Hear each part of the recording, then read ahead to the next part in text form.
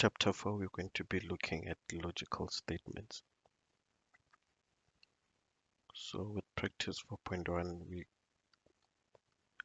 I created a variable sport that contains soccer.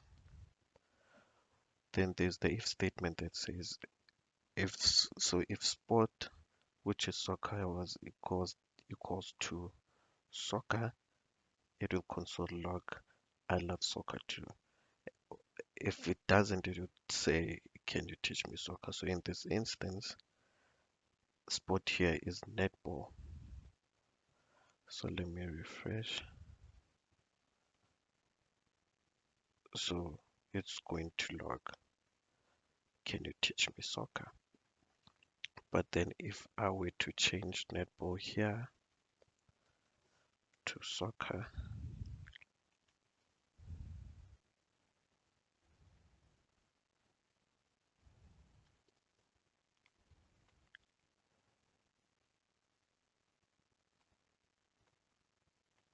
it logs I love soccer too. So now we with practice 4.2, we let age equals to prompt, where we ask our user to enter their name. I mean to enter their age, where we take age and we convert it to then we let age become a number basically. So with the logical statement, we say if the user's age is greater or equals to 21, a message you are allowed to enter the venue.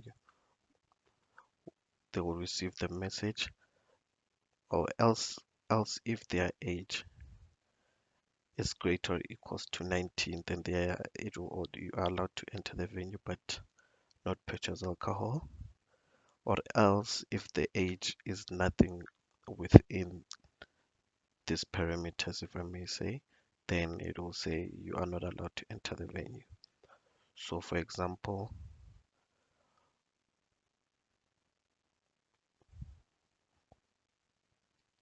we enter the age 21. So when we enter the age 21, as you can see, it's 21 there. So what it will do is, since the age is great, it's equals to 21, it will give the message you're allowed to enter the venue. So it goes straight to console the message without going through the other logical statements. And then we're going to enter an age that is not within these ones. So for example, 12.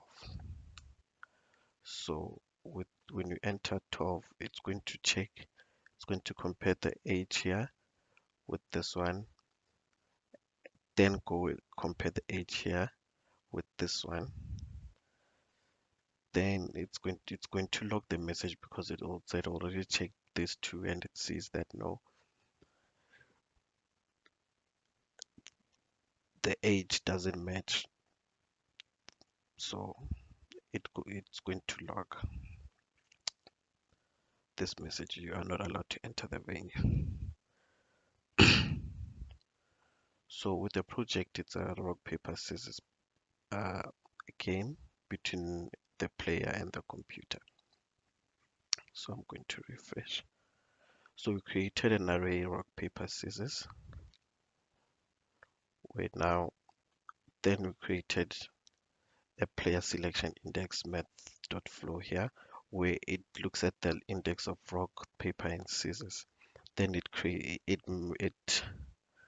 makes it random, so it's the index of the array there. Then there's the computer selection index, does the same thing with the player selection index.